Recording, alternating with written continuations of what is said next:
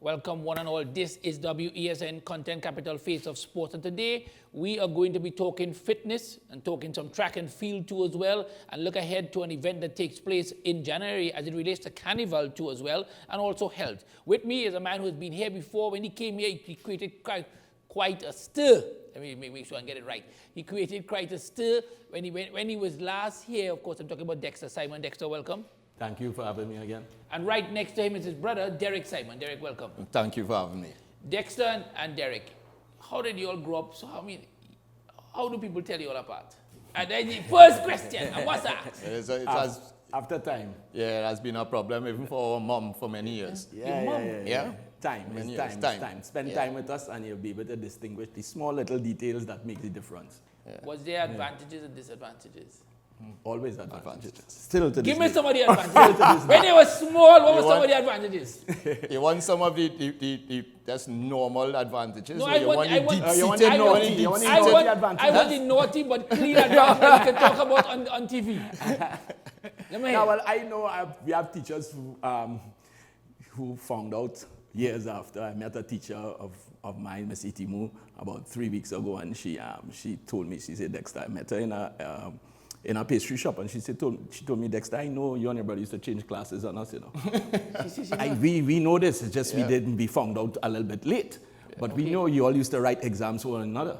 Oh, you understand? Right. And that's the clean version of it. Okay, you understand? Okay. But we have been, think of anything that a twin could do, we have taken advantage of it.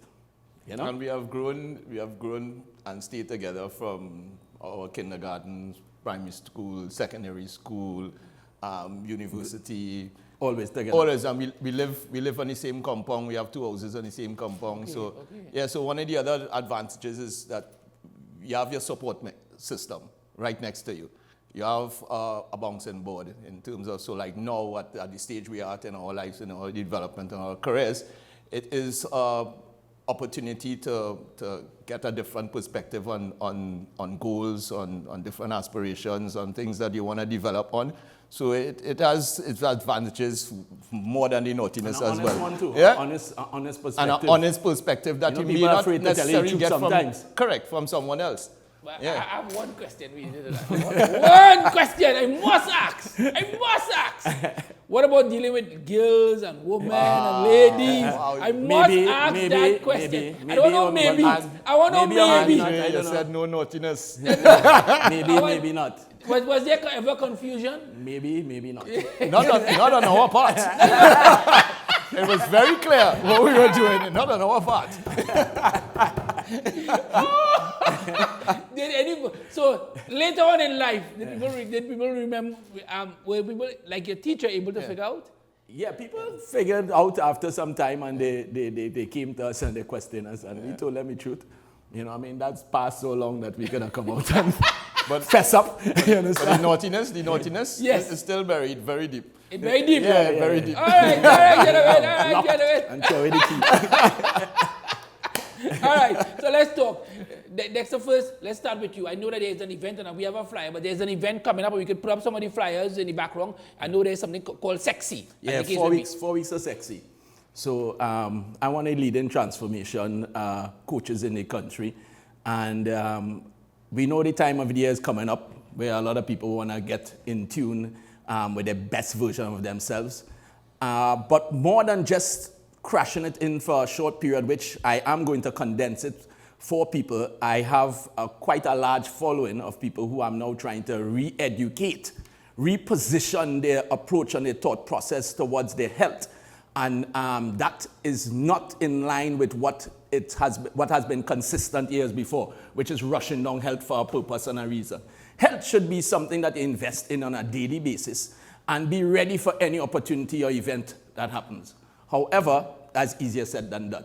So I still have to facilitate the masses who have that, who wants to look good and feel good. And I've condensed what usually or normally I'll provide a 12-week program into 4 weeks. How will it work? It's pretty intense. So I service people all around the world, at least 25 countries, and it's going to be online. And we're going to have, Derrick and I together, we're going to have 3 live sessions daily. You don't have to do all 3, but the 3 is to facilitate people in different timelines. How long timeline? Most of them are hour.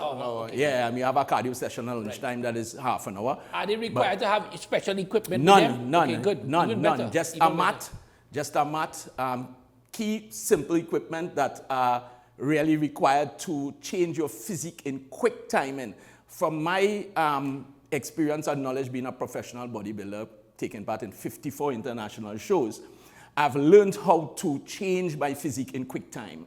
So the key components that will work very quickly is what I've integrated into the program. So it's no time to waste and no time to go to the gym and you're waiting on equipment and people talking and disturbing you. These are focus sessions that you can do in the comfort of your home on Zoom and be able to really adapt in a safe environment, one-on-one with me or one-on-one with Derrick.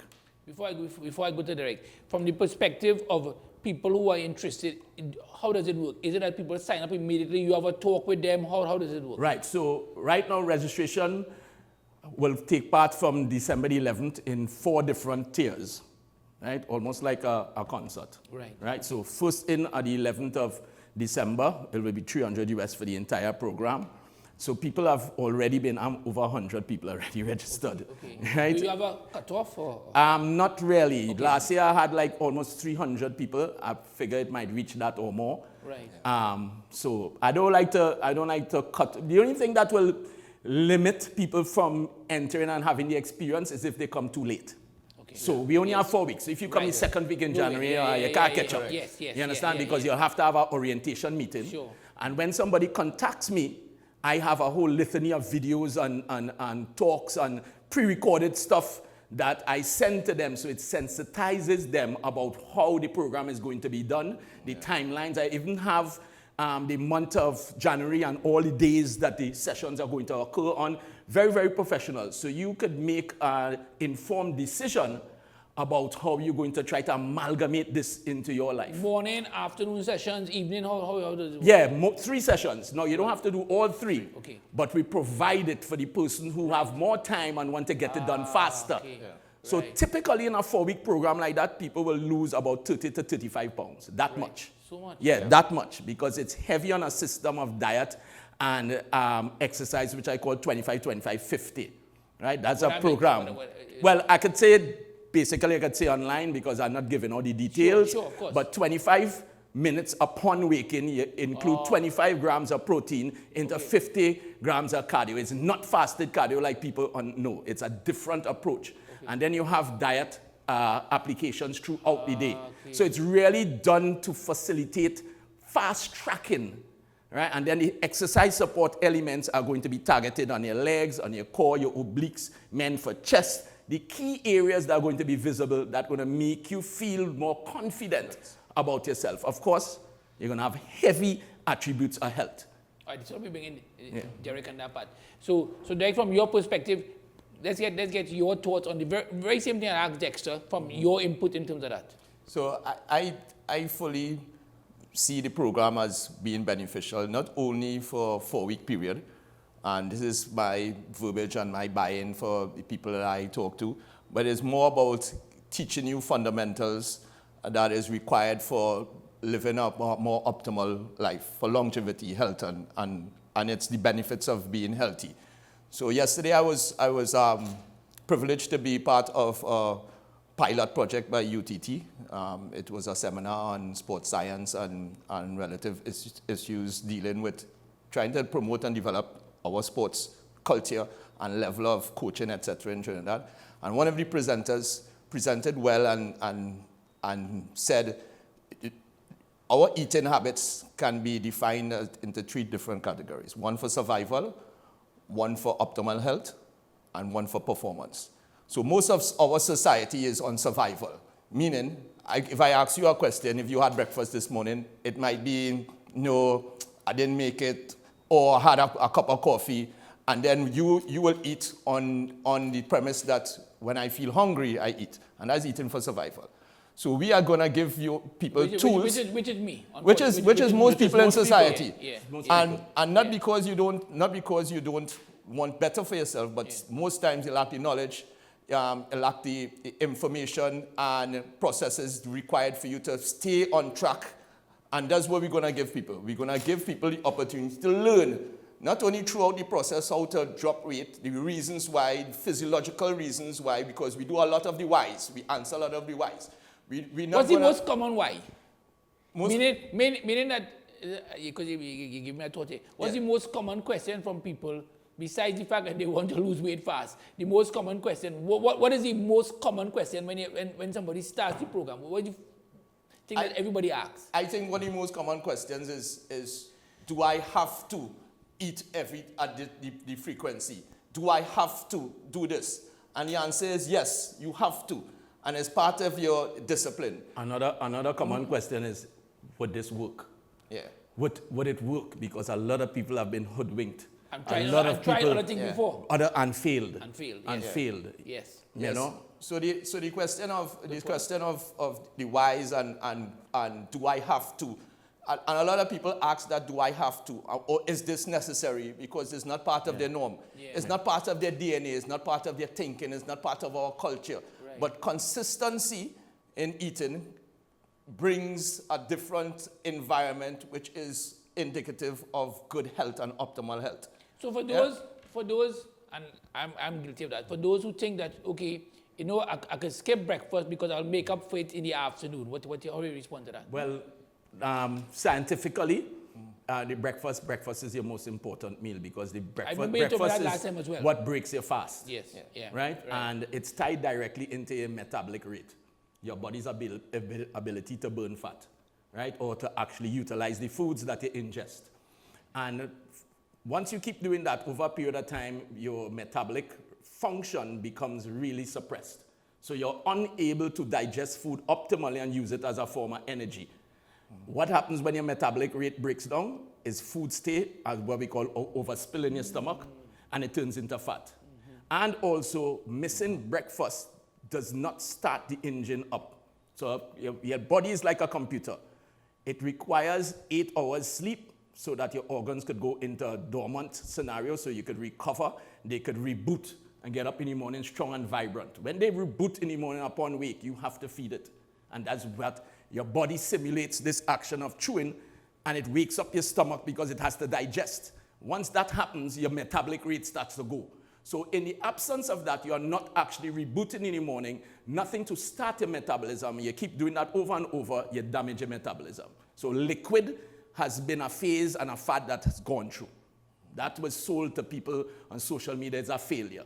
Liquid first thing in the morning is not synonymous to getting your metabolic rate going. Yeah. You will lose weight. I mean, like people who like to just go and get juice. You'll lose weight, but it will be through malnutrition first. And then after that, anything you touch, you're going to blow up.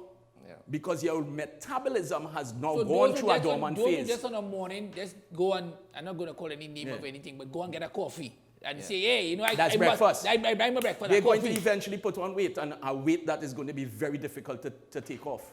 Because the weight comes from an area where your metabolism is non-functional again.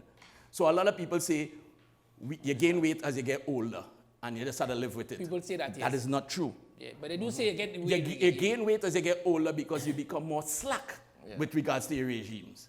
Yeah. And that has been consistent with human beings. The older we get, the lesser acquainted with disciplined habits we get. So it just become the norm to say. Just look at sportsmen. Yeah. If you look at, not all, but some sportsmen, as soon as they retire, they put on a massive amount of weight. Not all. Not all. You know why? You know why? Because, as Derrick said, they were eating for survival. Yeah. They were eating to survive the sessions, the training sessions. They weren't eating for performance. They weren't eating for health. Because when you stop, the sport stops. You will continue eating the same way that your body will be able to sustain a high metabolism. We are 55 years old, you know. Wow. 55. So good. Yeah, you understand? And on that point, you will be surprised how many athletes we have in Trinidad who does not know how to eat properly. Yeah. I won't be They surprised. don't. National athletes don't. Yeah, they don't I am know not how to eat surprised, properly. but I understand what you're saying. Yeah, absolutely. They don't know the purpose for carbohydrates, when to intake, the purpose for protein, good fats, electrolytes. Have They you don't all have a ever tried purpose. to, have you all Amino tried to acids, work they with footballers and cricketers in Yeah, particular? we do. They come to our gym for personal training. Personalized, yeah. But that's the ones who really want to it. perform. The ones who Yeah. foreign based, and we train them. Yeah. You know, a lot of national athletes came out of our gym. Nicholas Paul and stuff. He came out from training by us. He got his base grounding in our gym. And I under didn't our know that. I philosophy. didn't know that. Yeah, Yeah, under our we taught- philosophy, we which taught- is holistic. Yeah. Nicholas from a young age, 13, 14, 15 years old, how to eat properly, how to balance his day with regards to sport. He came right out from our gym. And mostly young athletes who go away on scholarships to university for football and stuff.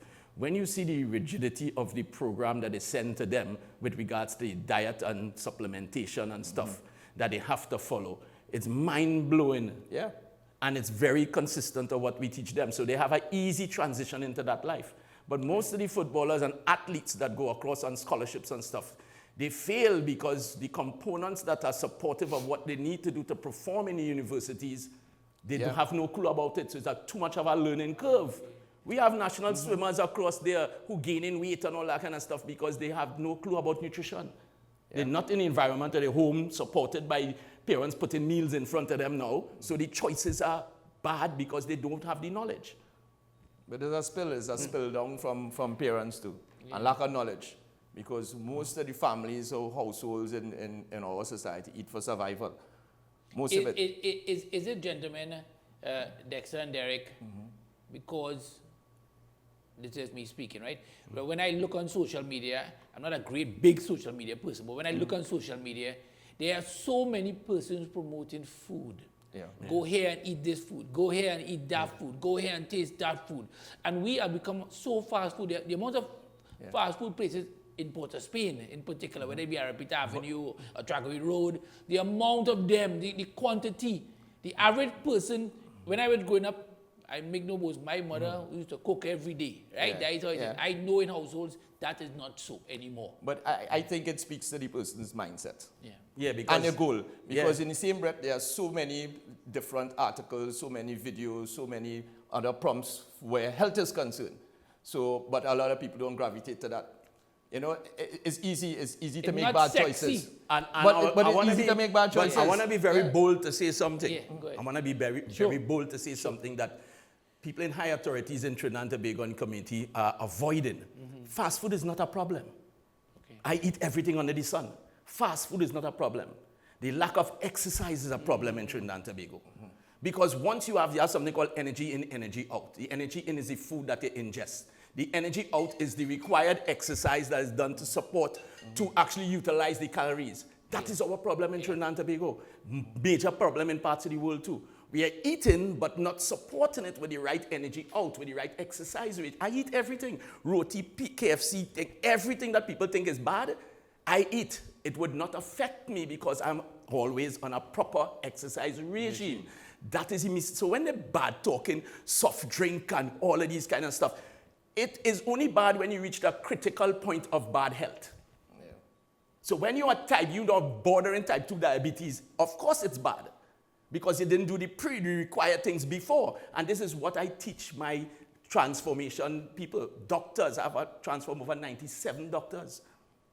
And educate them on how to actually live a life that is sustainable to create a platform for quality life down the road. Because a lot of people don't have an end game. They live life vicariously, and when they reach the latter years, then they start to look back and wish it could change. But you have to think of that end game. What's your purpose of eating? What is your purpose of exercising? Why are you living? Not to have quality life when you retire? And most people spend all their life working, amass wealth, and use the same wealth to try to save themselves at the end of the day. Spending money on doctors and all sorts of stuff to try to live when you're supposed to just enjoy the journey along the road. So you don't wait for the destination. Why you think we don't understand that? Because Knowledge. So every But we single... go and we read everything that they have No, on the it's internet. different. You You read see, everything. you need accountability. That's a major part of our program. So I put people into a group, and you have accountability on a daily basis. So if I have a group with 150 people and professionals, highest levels, people, you'll be surprised. At least about 70 of them falling off. Because the discipline element is not there. We're in a soft society. Soft. So it's very hard for people to do uncomfortable things. Yeah. But the support that we have will push the major portion of people through it, the ones who have a strong why. You see, you can't just get into this and just be doing it because I see my friend lose weight. You have to have a strong why. I have children, I have grandchildren, I want to see them, I want to play with them when I get old. I do not want to be sick. Your why has to be strong. And once your why is strong, because it is going to be difficult, people lose 50 and 60 pounds on my 12-week program. And they have been like that for 15, 20, 25 years. So you think 25 years of abuse, condense it into 3 months to get you back to where you want to go. And isn't going to be difficult? Of course. So it requires a lot of support, which we have. I have 10 mentors, right? I have my brother, myself, my wife who's a trainer. It's a massive organization. We have our supplement store, we have the gym, we have the online facility. So it's a massive organization and community that supports people, and plenty fall and fail, but we teach them that the idea is not about failing, the idea is how you get back up. Because we're going to fail constantly. That's where we get experience. So Derrick, let me ask you this. Have you found, based on what I heard from Dexter and yourself earlier, is it men or women? Which one stay the course longer? Women. I would say straight women. off the bat. I would Wow! say women. Women, straight off the bat. I would say women, and that is straight off the bat. And that is Yeah. straight across our society from an early age. Wow. And even in my coaching experience, girls are more disciplined, they conform more, they are more consistent than boys. And it goes up to adulthood. Women like the aesthetic value to be of a high level. And that is one of their whys. Men, after a while, and when we start to get ripped by the lack of testosterone after you reach 40 and stuff like that, it's a burden, and they really... They're accustomed to the dad bod. They really don't care. They really don't already, care. dad bod. Yeah, they really don't care. You'll see some men go and take a little quick sweat around the savannah, sit down, drink some beers. That's their mode. They don't care. But women, no. Women, because of the They aesthetic want to look value. good. Women like to look sexy. They like to feel self-confidence. You know what I mean? And a number of other social and men like psychological that too. issues that I can tell. Men like like that. the women to look... There's one I'm going to say. It's a number of other What's the social and normal norm in psychological society? issues. What's one of the biggest norms in society? People looking at, good, how we get our woman, boy? Yes, correct. Because men generally don't take care of themselves. You Yes. know why? Ego too. Yeah. They don't want to listen to somebody. It's very hard for some men to be held in a position where somebody is teaching them something, to impart knowledge onto them. Yeah. So if I have a group with 150 women, people, 140 is women. And I'll tell you something too. So previously what Dexter was talking about, a lot of people conceptualize and see us as aggressive in our approach to many things. And it is warranted. It is warranted. So me, when I coach, I am not aggressive. I am not aggressive where that is concerned. But Dexter, when he has to deal with adults who have formed bad habits over the years and trying to break that stigma, trying to get into their head and to reconform that DNA, it requires some aggressiveness. Exactly. It requires some authoritative verbiage. It requires it because it's like teaching an old dog new tricks. And some people blatantly come out and say, Dexter, I come for somebody with a strong hand because I know Absolutely. how bad I am. Absolutely. I'm not coming for nobody to pat me and smooth me over because historically I have failed when people do that. I take advantage of it. I have had personal clients that I trained for a long period of time and was getting minimal progress and treating with them and professionals on a level which is seeing you as somebody that, you know, I should respect and stuff like that. And from the time I told them, I said, listen, go and do a program with Dexter. And they morph because of his aggressiveness. They require it. A lot of adults require that aggressiveness. But as Dexter said, for men too, it's about ego. It's about ego. No, it's a balance.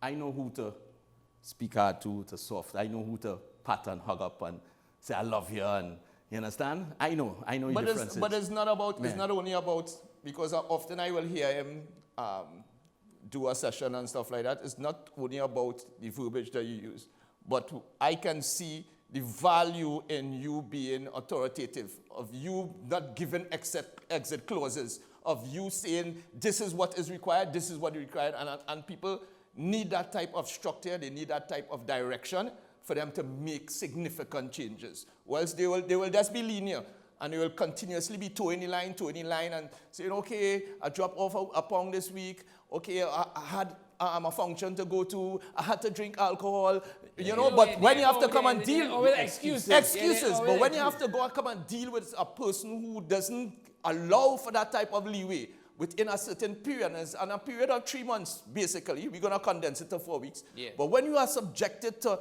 an environment like that, you have to be thinking all the time, should I do this? Because you have to come clean. Because many people have told me, Dexter, I just tell people no and rearrange my schedule because I don't want to face you. So at the end of the day... But that's the love. You see, that's love, eh? Because sometimes many times I've told my clients that if you all can't face yourself, I will help you out. So easy for you to detect, both of you, sorry to say, to detect, for instance, someone comes to the class and they're not putting the required, they're spending the time, but they're not putting the required effort. Because the effort, like I told clients, that the difference between a client A and client B are the same weight, same class, same gender. One could progress and lose 5 pounds a week, and the other one could be on 1 pound a week. It depends on how you assert yourself. And if I may say this, we have something called a diagnostic test. So we give you a criteria or certain elements that you can check for yourself. 14 elements that we have that you can do a self-check to see if you're doing all of them. So I can tell you, you come on screen and I see you moving in a lethargic manner. You're not a customer. I say, do a diagnostic self-check for me. This program, see which elements you're not connected to. Unparalleled. Do it for yourself. So you do a self-check, and there's a tool. There's a tool that you have for the rest of your life. It is a tool that ensures that you understand how to manage yourself. And so what I said goes back to my initial statement. More than 4 weeks of you being in an environment that is conducive of you losing weight, you are going to get tools with regards to how to be at your best and optimal and not be survival. We also have something called a maintenance group. So after you graduate, you go into a maintenance regime. So that you're being taught now how to live life. Right. And how to eat food and enjoy yourself. You can't answer ever. That's going to be my next question. That after that 4 weeks and carnival come, you have to be realistic. I teach my clients how to eat. And they are tongue dropping in situations where I had a program there, they call it 3 C's of control. And I taught them how to go on the weekend and eat and put on weight. Put on 6, 7, 8 pounds, and 2 days it come back off. Because the 6, 7, 8 pounds is mostly sodium weight. It's water. And we know how to get that off. So people now they're coming up to Christmas now, people are going to be in our programs, going through Christmas without fear. Because they understand the knowledge they have. The applications that I have, call it my toolbox. You could pull out different ones. 1-day diet, 3-day diet, 5-day diet, that you could lose 5, 10, 15, 20 pounds in quick succession. And they could utilize them. But I hold the hands of my clients throughout. Nobody, any question, anytime you can get information, knowledge. If your clients call me crying, they think, I deal with you. And I help to support you to get you more stronger so that you can deal with adversity in life. So health is not only physical. Health is 99% here. How you restructure your mind and recalibrate it to deal with adversity. So if I may add, where knowledge is concerned also, even across sport, and especially in cycling. So I was a cyclist before, national time trialist. And I have clients who, and one in particular, I could use as a case study, a managing director of a company. And he's a triathlete, Ironman athlete, and he's an avid cyclist. And he would realize that in a ride, if he does an hour and a half, 2 hour long ride on a Sunday, because of its hydration needs and the intake of water, because of the electrolytes and support, the sodium in it will have him retaining water. So he'll come to me and he said, Derrick, it's really, really strange to see how I could weigh on after my ride in the evening and I put on 5 pounds. And then the next morning, I take that 5 pounds drop. You understand? Science. But he knows what to do to make the 5 pounds drop. He knows not to be in a place where he's scared, he's confused. But a lot of people don't even, and especially cyclists too. I have been on many rides, and all the rides, all the different clubs and stuff in Trinidad. And I see people cyclists who are riding with big bellies for years. Yeah. And it's just lack of knowledge. And these are fitness enthusiasts that want to train. They are disciplined to train. But the lack of knowledge where nutrition is concerned has them in a revolving door. They're cycling around, keeping the same weight, We are supposed to be doing something to gain fitness, but yet still we're looking unfit. Terrible. We're going to take a short break for the news. When we come back, we're going to be talking more track and field, and then, of course, take another break. And when we join the go, we return to talk about sexy. Take a short break. We'll be back. The news is next here on WESN Content Capital. We'll be back.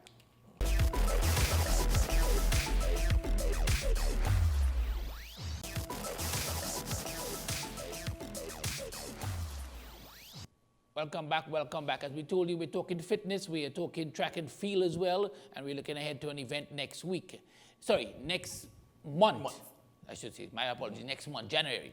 So now, let's talk a little bit about track and field, as we mentioned, track and field, because we've been joined by Omari Celestial Thompson. Let me say it again, people. You're going to hear the name a lot. Omari Celestial Thompson is a young man involved with Derrick Simon's club. He is into track and field, but not track and field as we know it, long distance, 3,000 meters, for instance. He took part in NACAC and won the bronze medal. He's also represented Trinidad and Tobago in Carifta as well. Omari, welcome. Thank you. Omari, first question to you would be, how did you get involved with Dexter? Derrick, sorry. Well, it doesn't matter. It doesn't matter. Right, okay, yeah. Well, I got involved with coach from school in Standard 5. He had like a program for like unfortunate kids. Okay. And it was like a group with like at least 100 kids. Right. And he was taking like the top 20, I could say. Correct. And he was putting them, he was giving them like you could say like a sponsorship with free training and stuff for like 3 years. Yeah. And how it started. So before you decided to join up with Derrick, did you ever think about track and field? No. Or any sport you thought about at all? No. No sport? No, not at all. All right, that leads me to Derrick. Derrick, what happened? How did you find him? I'm a pause raise because this initiated after my time in Kenya. My program, I spent two months in Kenya at elite training program. And one of the last things that I spoke to the head coach there, Ian Kiprono, and asked, I said, what is the difference between the Kenyan and the rest of the world in terms of their performance? What makes Kenyan so dominant? And he said, Coach, desire. Desire. So me as a previous head coach for the national triathlon team, I have had the privilege to train a lot of very talented athletes. But likewise, I've seen a lot of athletes who just didn't have the desire to stay in sport, didn't have the desire to be disciplined and to deal with the rigors of training at a particular level. And we all know what that level is. We always want to aspire, we want to have national athletes and great performances. So I told myself, I said, I can deal with two different dimensions here as an opportunity. I say I can get kids who have that desire, who will see it as a gift, as an opportunity. And also, there will be kids that are a little more hardy. They have that internal resilience that is required, like the Kenyans, to be performance-oriented. So I came back and I had this thought process on the plane from Nairobi to the UK, to Heathrow. And I came back the week after and I went into the schools in Diego Martin. I said, I want to target the schools. And Diego Martin RC school, Mr. Noel, after giving him his props all the time, he was the principal who was most receptive. And I told myself, I love how he opened his doors to me, and he was very, very receptive to it. And I said, you know what? I'm going to do the program out of the school. I mean, there's a Crystal Stream, they were supportive as well, but I based the first initial program out of that school. And as Omari said, I did a talent search. We sent out invitations, the parents and stuff. About 100 athletes came. And I selected actually 25. And I had interviews with the parents because a big element of a child's development is the parental support. Yep. Yes. So I laid out exactly all the different dynamics of the program, not only free training, but support for gear, traveling, meals, lessons, all these things I've been doing. 90% on my own. I've had some support from Blue Waters and some other entities. My family, with regards to the 1 a week group, athletes and stuff, some support as well. But basically, I selected 15 of them. And from there, I just supported them and built them consistently for the last 4 to 5 years. And born out of that, I have a couple of national athletes and national champions, but more so individuals now who have a future to look at. As he said before, he wasn't a track runner. And one of the elements and one of the things I pride myself on, a lot of people coaches may be talent-oriented. I am not talent-oriented. Omari actually was my last pick. On the day that I selected the 25, right, he was my last pick. Okay. Because he wasn't talented, but I saw fire in his eye. I saw fire in his eye, and something just told me, Derrick, bet on this youth. And I tell everybody, Omari is one of the most disciplined athletes I've ever trained in my life, and consistent. Omari, tell us about that. So now, we followed on from what Derrick would have just said. Here you are, you've been selected. What has kept you focused all this time? Well, I mean, basically seeing what the coach is doing to help me. So I just felt like I should stay dedicated to what I'm doing. So 3,000 meters sounds like a lot, because it is a lot. Yes. What gives you the stamina to want to do those distances? Mainly that you don't really see Trinidad runners in the Olympics in the distance, more sprints and stuff. So that was basically the reason why. What has been the most difficult part of all this training for you? What has been the most difficult part? I would say the motivation, especially where I come from. Yeah. So How have your family adapted? Because, I mean, Derrick mentioned talking to your family. How has your family adapted and accepted this course that you have taken? well, my mom have been there for me since the start. Okay. So I could say she has adapted very well. What about peer pressure? Because obviously at the age that you are, there is going to be peer pressure from others who are doing other things. How do you deal with that? Well, it wasn't hard for me because I know what I wanted, so it wasn't hard at all. But there is peer pressure. And do you talk to other youngsters to ensure that they could also follow the right path that you are doing? Other youngsters who may be on a different pathway? I do, but it's hard sometimes. Yeah, it's hard. But what makes... Okay, so we know that you have a lot of discipline and you've grown that discipline and you continue to do that discipline. So what's next in terms of, as far as you're concerned, we know you got the bronze medal in attack, you're representing Trinidad, we're going to Carifta. As far as you are concerned, what's your next aim? What's your next goal for Omari Celestial Thompson? Well, my goal is to mostly go to Carifta 2024 and medal. I'll say I would like to make my first national team next year. Okay. And Any challenges for you? Any challengers for you in Trinidad and Tobago, I should say, at that distance? one. Yeah, one. At the front club? Yeah. Not part of the national team. That's Tafrai. Nice kid. Okay. Nice, talented kid. Yeah. So do you all talk, or how does it go? We do. We're good friends. So how do you all push each other? Because I mean, it's friends. When the gun lay, different. Well, I mean, he's helped me, I help him. When we on club and national, it's two different. So Yeah. when we're on the national team, we'll help each other. Yeah. Club, well, we're rivals. Of course. Yeah. You mentioned a difficult life. Tell us a little bit about that. Well, growing up, it was real hard. Like, the place where I come from, Where are you from? just Where? La Pelta. La Pelta. Yeah, And it's you just, it was always dangerous. I used to follow the wrong path because that all I had to, that was the only choice. But when coach, take my hand and stuff, So if when you were following the wrong path, and the coach turned you that way, what made you decide not to continue? just mainly stuff that happened, I watch it as like, I do what that for me. So I said to myself, I will do the right thing. And that's why I just focus, stay on the right path. And how easy is it to remain on the right path? Very easy now. Very. Just see way in front of me, it's very easy. It's not hard at all.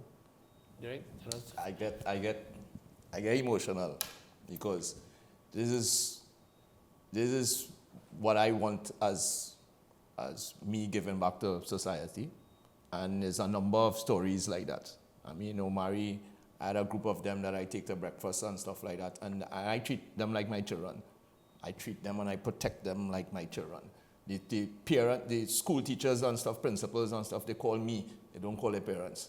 I'm heavily involved with them. So when I hear stories like that, and Omari and Deshaun and Brandon, all of they gave me stories, and it's horror stories about where they were in life. And I often get kicks with them, and I say, Omari, where you would have been if I didn't bring this program? Where you would have bring? And they would have laughed and said, Coach, I really don't know, boy, but I want to be in a good place. And it's needed. And I mean, you don't need a lot of resources. No. You need commitment. Yeah. So when I first started the program, I will never forget the parents came to me, all of them, like they planned it, and said, Coach, I hope you don't just drop off and leave our children. Right. And this was a couple of weeks after. And I said, watch and see. And it's 5 years later. Most of these children are from Diego Martin? All of them are from, yeah, most from Diego Martin, on different schools, because it has morphed from 15 to about 85 athletes that I have now. But I would say about 12 of them that are literally hands-on and take care of. Yeah, the others, I have athletes who I don't charge because they come from less fortunate environments and stuff. I don't charge, and then the club has a fee. It has to have some business and sustainability about it. But there's a balance. If a parent can't make fees for the month, that's not what it's about. I don't really focus on the money or anything like that. I focus on the kids' development. And I always say, if other entities, business people, coaches were to go into whatever environment they live in, and just to start something that is supportive like that, it could save souls, because it's a trickle effect. Yes. When I go to pick up Omari, where he lives in La Puerta, and the street right next to him is a block with some individuals. I don't want to label anybody. Sure. And they seen him coming out with the national gear, and I dropping him out. That is something that connect for them to say, hey, I have something else. I have more opportunity for me. That could be an opportunity for them to temper themselves. And there are many scenarios where athletes that, any program, their families, their cousins, their nephews and stuff come to the club because they have seen the change. They have seen the focus. You understand? So it's something that if people put some effort in all different environments of society in Trinidad, all different geographical areas, we could have something that is going to take the community away and make a shift from crime. Sport is it. The minister always says, sport is the catalyst. It is. It is the catalyst, and it changes the environment. It changes the DNA within our family. So now his mom conformed it, and her thinking is progressive. And these are the things that I try to inculcate into the parent's mind. You, a parent, an indisciplined parent makes an indisciplined child. A disciplined child like Omari can change the outlook of a parent, and it has changed many of them. Because when we have to talk about sustainability and support, it means that you have to be consistent with your job. You have to be disciplined. You have to be mature. You have to be forward-thinking. You have to be progressive with the things that you do. When he has to get gear, for me to manage Omari for the year is about $25,000. Yeah. It's about $25,000. Shoes, gear. I will take him on trips, and I'll buy deodorant, underwear, pants, anything you name it for him, groceries all the time, and giving him money all the time, and a number of others as well. You understand? So when you see the financial undertaking, parents need to step up. And they have been stepping up. Okay, good. So it has changed the dynamic of our household. And that household now becomes a beacon in their society. And that's what you want, eh? And that is what we want. Omari, as you go, where do you see yourself in the future? Well, Olympics, World Championships. What are you going to need to do to ensure that happens? Well, mostly, I would say just be in a good place for like, for instance, like, just stay on top of my game. Okay. I would say that, just stay on top of my game. Good enough, good enough. All right. Thank you very much. We'll talk to you and we'll keep remembering the name. Remember the name, people. Omari, you can't forget it already. Omari, I can't forget it at least. Celestial Thompson. I've never heard anybody named Celestial, so it's stuck with me now. Omari Celestial Thompson. 3,000 meter runner for Trinidad and Tobago. We take a short break. We'll be back.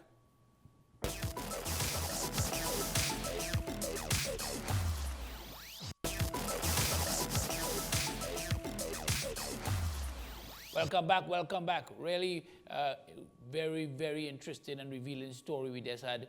True life story, continuing with Omari Celestial Thompson. But we return to talk about sexy. Let's just play a little bit of the video. Let's play a little bit of the video here. The video, let's play it because there are a few persons talking on the video. I want to listen to a couple of them. So let's play the video.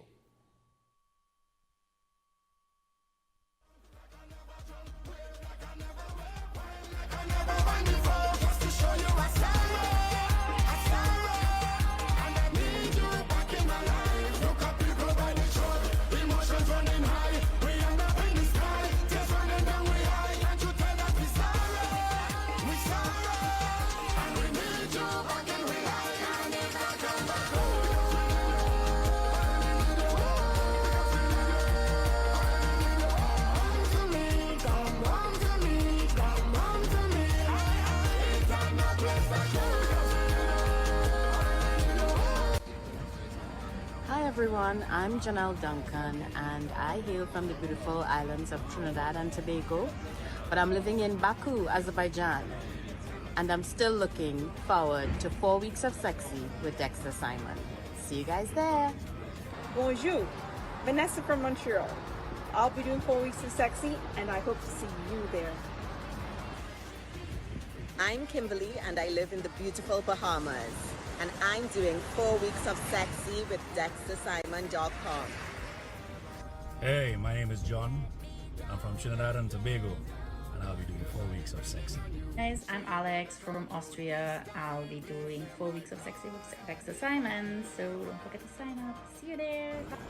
Hi, I am Tracy Shepherd from Trinidad and Tobago, and I am super excited to be doing 4 weeks of sexy. Don't miss out.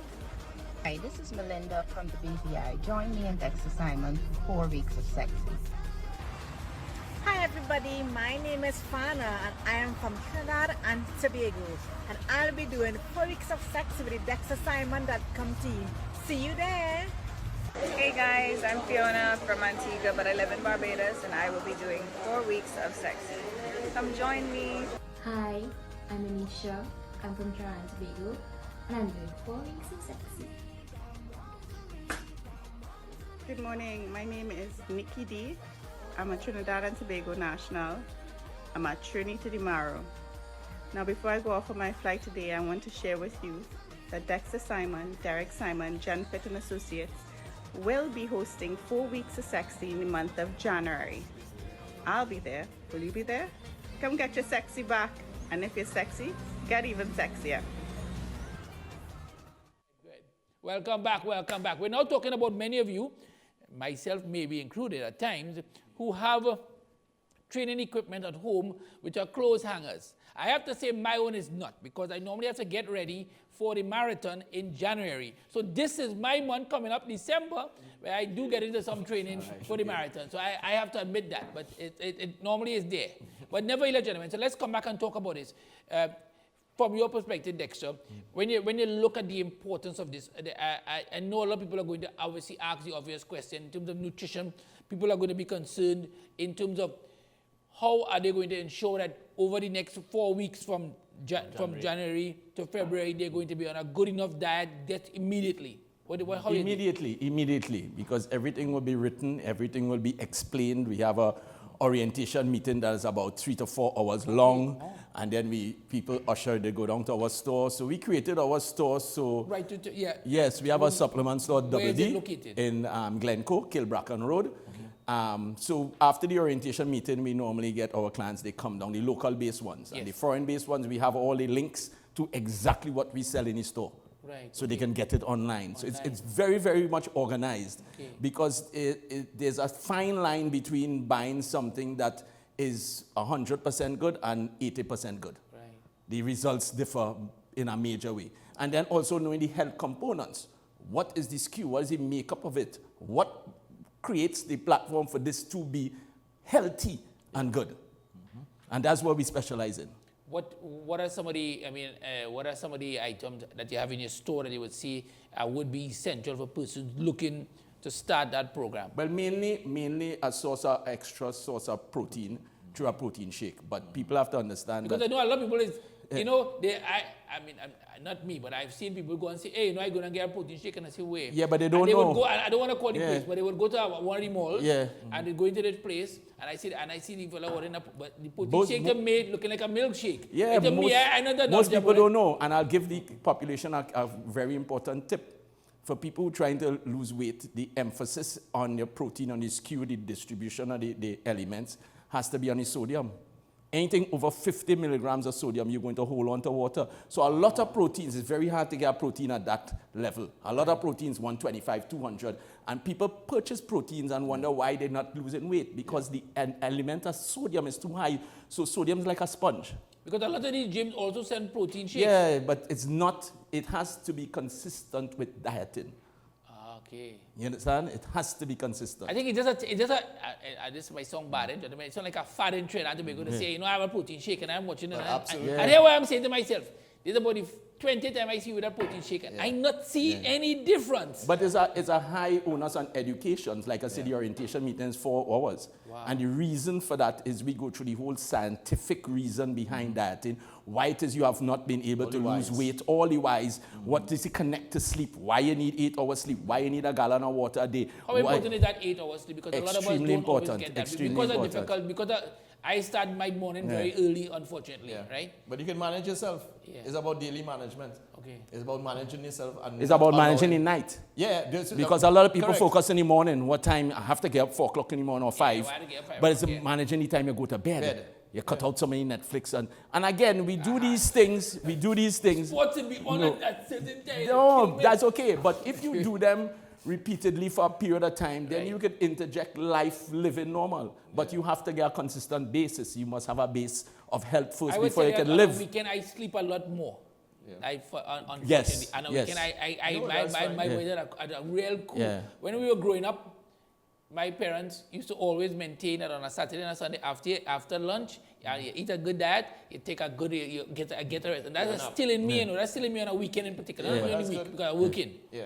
No, but that's supportive. This is a physiological term, and for elite sports athletes also called banking sleep. Right. Yeah. So it is supportive for you. You can. You can. I really bank no, my sleep. You can. You my can. day otherwise is extremely rough. Yeah. But I'll tell you, I have clients on some programs right now, probably about 200 and something clients. And the major thing is people micromanaging themselves at night. At night. Yeah, at night. So like I said, going to bed at a certain time. Yes. That cut off. Yes. I can so do it most of the time. I had a conversation with a group last night, and some people saying that they get in trouble to get up in the morning. I say, get in trouble to wake up in the morning to do what you're supposed to do because you're not managing the time you go to sleep. Yeah. So I didn't look at it like that. I say, well, they didn't remember the orientation meeting. So it's about that holding of hands in this community, in this project, so that you gain knowledge. So when you have completed with the program, you understand the do's and don'ts going forward. You're now educated enough to share the knowledge. Because a lot of people come up to our clients, and, hey, how you looking so good? I want to do that program, not knowing that it has a level of discipline and accountability in it. and then they come into the program for the wrong reasons, because you have to be a health base. You have to think about your health and your family and real reasons to come in it, because it's not an easy program, but again, the benefits, extremely good. So let me ask you this, because this is also an important point in my opinion. People come and say, I want to lose weight, gentlemen. All right, and they lose the weight. Yeah. I don't want to call nobody inside of her name, right? They come and they lose the weight, and then 2 months later they put the weight back on because their focus was carnival. They want to look good for carnival. The women, I mean, I ain't ashamed to say it. The women want to look good for carnival, and after carnival, some of them go return to the norm. But I'll tell you something, through my program, that seldom happens, because the knowledge that you get and you understand how to have something in maintenance called the 80-20 rule. Right. Basically, you diet 80% of the week and you eat whatever and drink whatever you want for 20%. 20%. Yeah, and people love that balance. I find that sounds yeah, so good people too. love that balance. The only people who fall off, like I said, and I'm using the example of the nation, the population at large, is people who stop understanding that the very key components that you use to get you to that point, which is a combination of diet and resistance and cardiovascular activity, they drop those. So people don't exercise enough. And I'll tell you something, walking around the savannah is not exercise. Not all activity and action equates to progress. Yeah. Because your body, walking around the savannah is good for people who cannot do better. Yeah. But if you can, and you can get on a bike or a treadmill, right? It is better because your heart rate has to go up to a certain beats per minute to be able to burn fat. Yeah. I've seen people around the savannah for years, with the same big belly walking around the savannah because they just don't have the knowledge. Half the time they finish, you're so tired because your calves tight. A lot of this is so bad. A lot of the people walk around the savannah to say they walk around the savannah. Right? There are people like that. So you're going to get this whole influx from carnival time where you can't even walk around the savannah because that is what society associates exercise to. And then walking. And then I see a lot of them walk around the savannah, and I know they get vexed because I walk around the savannah, and then after they walk around twice the savannah, if they make twice, they end up in the savannah itself and they buying something right there. I feel hungry, but I guess I need. And that's the next thing. Is our next location. Yeah, you're putting all the energy into your exercise and then you go and undo it. Yeah. No, I'm not walking is good relative to the individual. Yes. Relative to the individual. I see young people walking. Better you walk than do nothing. Yes, definitely. You understand? Yes. So in support of that. But I'm saying the frustration comes with walking around the savannah daily. It's just like going to the gym and going on a treadmill daily, day in, day out, without understanding the value that protein brings to your body to sustain weight loss and toning. The people have a disconnect with that. In terms of diet, because you look after all these athletes in terms of track, Derrick, how you ensure that an athlete can't afford a big belly, right? Well, we hope not. No, they cannot. But we have seen footballers with big belly. So, but an athlete really can't afford a big belly.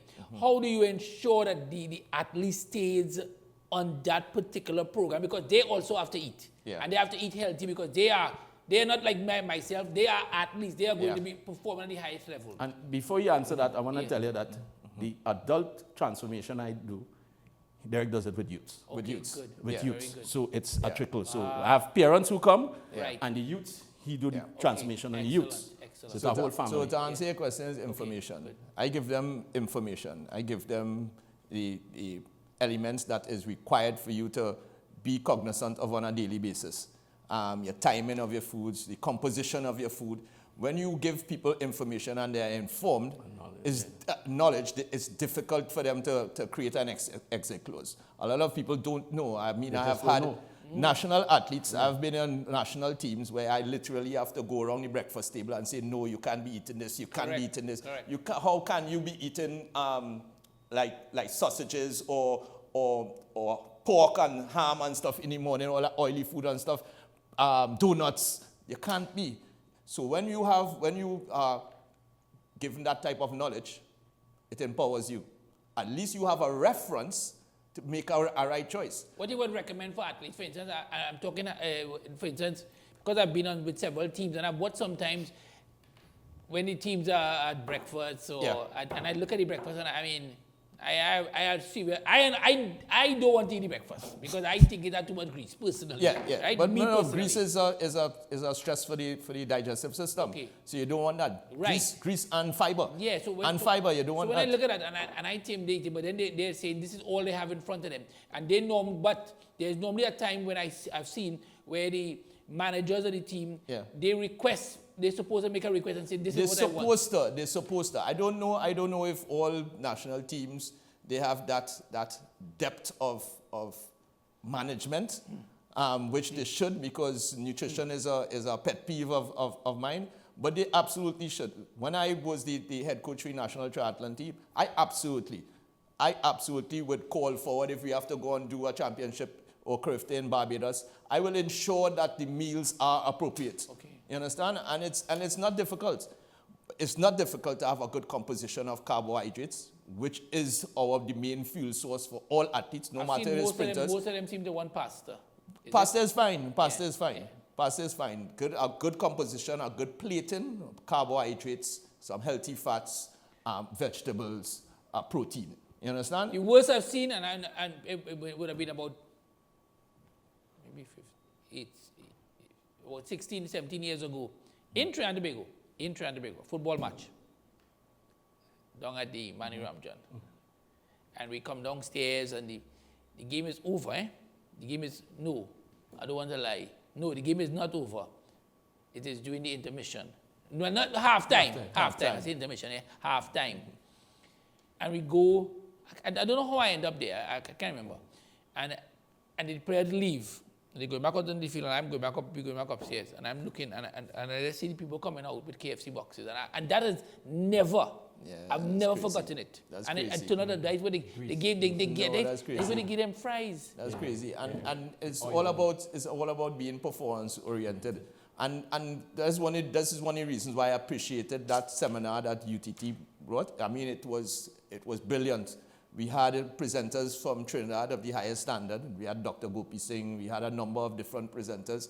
And from abroad too, Barbados, Jamaica, United States, talking about and discussing elements, scientific elements that are of elite performance.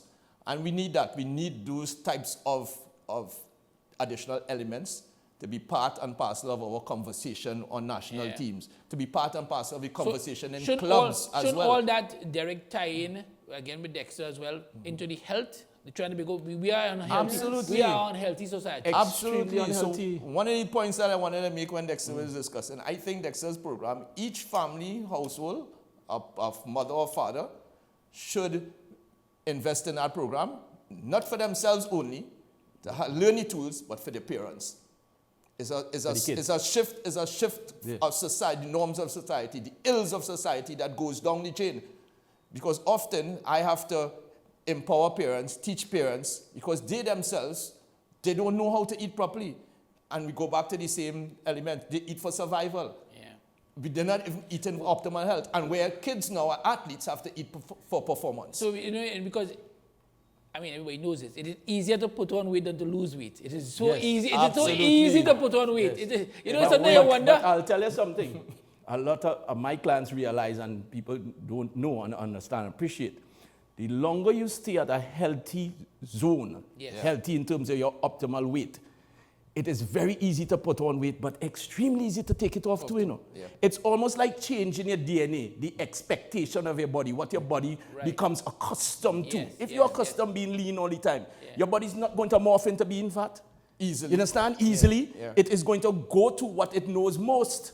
If you're big and fat all the time, and you eat more and more, what is going to happen? What your body knows most is what it's going to lean to. So you just have to stay. I always tell my clients it takes 2 years. So when you diet and you transform in 12 weeks, it takes you another 2 years of, not rigid, but on the 80-20, with some control elements of eating balance. So you diet in the weekend, we can eat anything. KFC, your fruits, all that kind of stuff. Eat anything, because you have to bring balance to your life. But you have to do that consistently for about 2 years, so that your body sees this now as a new version of you. Correct. And that is going to be the go-to. And that number is pretty much correct, because where sport is concerned, physiologically, an athlete takes 14 months to see any type of meaningful change with regards to their program, with regards to their athleticism, with regards to their performance, 14 months. So it is not a one fix, an easy fix. It has to be, we are creatures of habits. And physiologically, our body will only adapt to things that they are constantly being exposed to. And if you're constantly being exposed to ill things, bad things, it's going to adapt to that. So it has to have an extended period of whether it's athletes or normal people in society, of building the resilience of doing the same good things over and over for it to morph. All right, as we go, I know I've taken up a lot more of your time, but anyway, we'll cut back something else. It's okay. As we go, I'm going to start with first you. Yeah. Derrick, what do you tell the people as we look ahead to the event that is happening in January? I say, as I initially said, forget about... And we can put back up the flyer, gentlemen. Forget about it just being 4 weeks of you having an opportunity to lose weight, but it's 4 weeks of you gaining knowledge with regards to how to manage yourself and your family, household for the rest of your life. Yeah, so you're not only saving yourself and your life, but potentially saving the life of your children, because now you're going to have the tools with regards to how to manage yourself first as a pilot, as a captain of a ship, and then after have the tools to be able to pass down that knowledge in case something were to happen to you with regards to your longevity of your children, for them to manage themselves. Dexter, then? Definitely, I want to reinforce that, because we don't look at the end game in life, right? And we have to have that focus on the end game. If we go through life vicariously and we just do whatever we want, coming down to the latter days, I always say, where the days are short and the nights are long, because you're there in discomfort and pain, looking back in the rearview mirror. The rearview mirror just supposed to be for reference in your life. Look back and see things that you did wrong and make sure they get right going forward. But that windshield in front, we need to keep focused on that end game and work ourselves back. So you as an individual, what do you want for you and yourself and your family at the end of the day? Pain and sorrow, regret, premature ailing, sudden death. You don't want that. So it's better to make a sacrifice now, get the knowledge, get the discipline, get the accountability, so that you can morph yourself into something that is more valuable for society and your family. And it takes that kind of integration into a community that is full of knowledge and discipline to be able to do that. Gentlemen, I want to thank you all very much, and we'll continue to talk. Look forward, of course, to hearing what's going on and seeing the progress as we continue to talk more and have you all on again. But remember, it's on, people. It's on. Where can those watching know and they want to register? Yes, so they could go to my website, dextersimon.com, or people can WhatsApp me at 868-620-6388. And they 620-6388. Right, WhatsApp only. I don't take calls. I'm too busy for that. Nothing wrong with that. Yeah. And we also have the 4-week boot camp that is tied into that. If you register for the 4-week transformation, you get the boot camps live on the weekend also. What about Darren Leasing? How is he going? Darren going real good. Darren in 4 weeks of sexy. My boy register ready. 4 weeks of sexy. All right, Darren people. register ready. We'll be watching and we'll use Darren to measure what's going on here. We take a short break. We'll be back.